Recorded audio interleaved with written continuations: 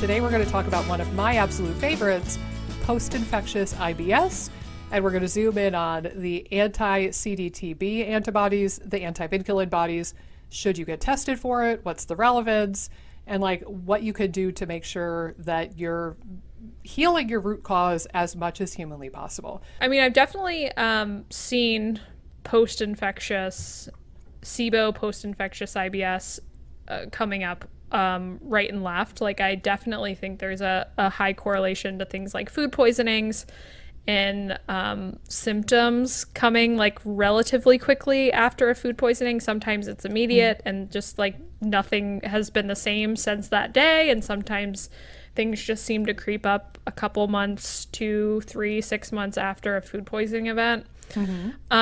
So I definitely think it's a huge root cause for people. It's definitely something I see a lot. I think I've definitely seen some people getting the testing done. So I've personally have not delved super deep into the testing. I've reviewed results of the testing.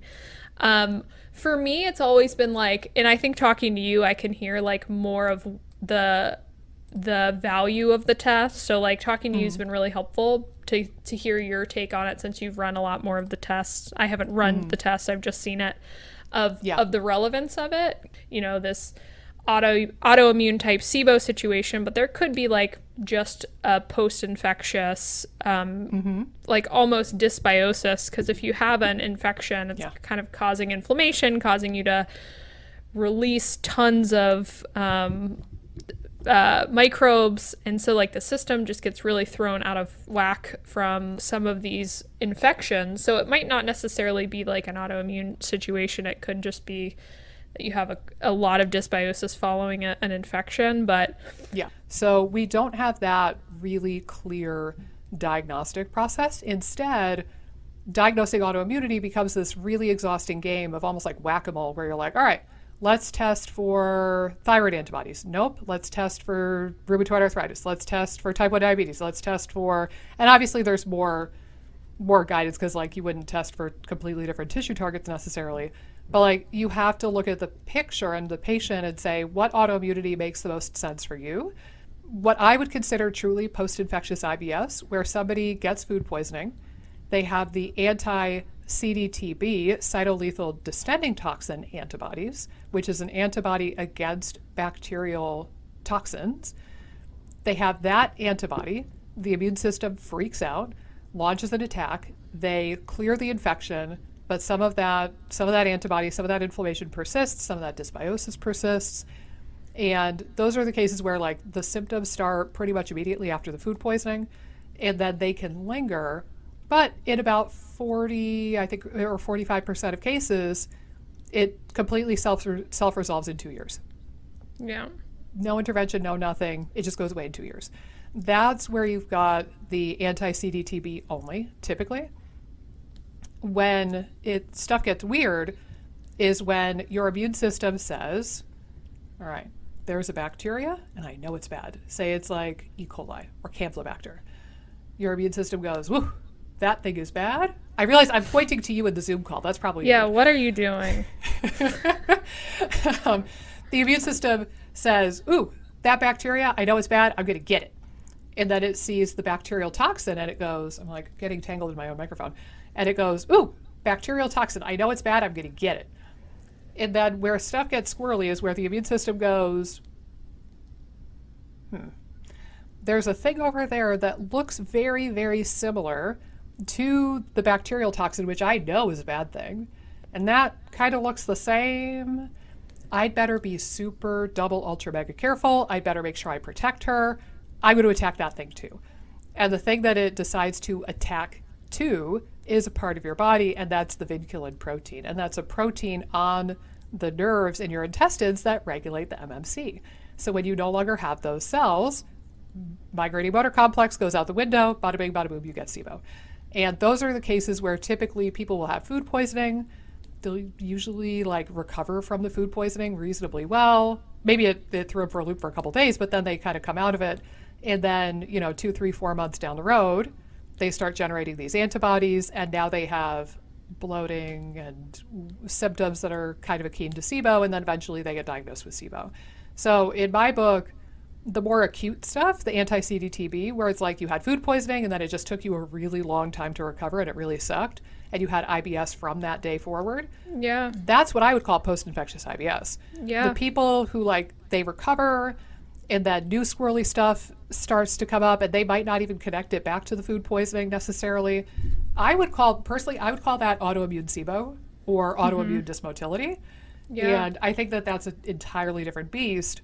But that's broadly what people are talking about when they talk about post-infectious IBS, is that autoimmunity against the nerves in your intestines can set the stage for SIBO pretty darn well, to a point where I think the numbers, if I remember correctly from the test, I think it's about a 90% correlation with a positive SIBO breath test if you have antivinculin antibodies.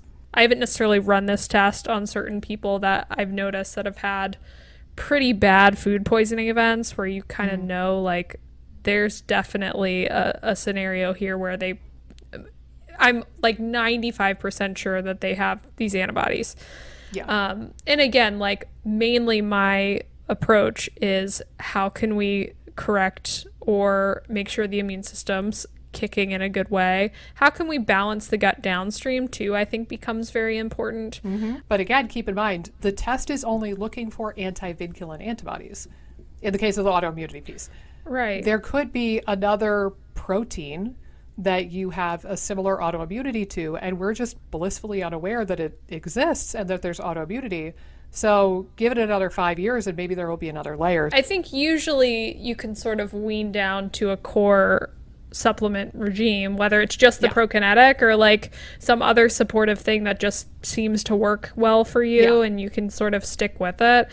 And I think most people that I work with have been like down the extreme rabbit hole of taking like 30 supplements, which I would never necessarily advise, unless you just love doing that. Who knows? But most people don't. Exactly. I don't. Exactly. That's just overwhelming. So I mean, I think like most people are unfortunately used to taking such a high number. Like they wouldn't bat an eye to taking a prokinetic forever if, like, you know, I or you said that it was necessary.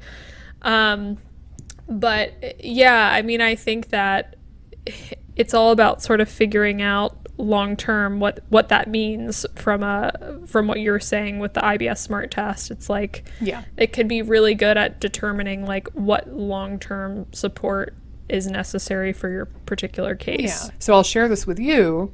You could borrow the name of it. I call this the "oh shit, I got food poisoning" plan. And I type that in the chart notes for my patients as is, and I mentioned that on a YouTube video, I think, too. The "oh shit, I got food poisoning" plan is as follows. I tell patients, especially with this, but broadly speaking too, if you feel the slightest twinge of food poisoning, if you're still on the fence and you're like, oh, is it a stomach virus or am I getting food poisoning? I don't care. The first twinge of food poisoning you get, you run to your cupboard and you take one or two of the following. Activated charcoal is my personal favorite. It's dirt cheap. Yeah. Also, kaopectate or something with bismuth like Pepto-Bismol would also potentially be helpful for this.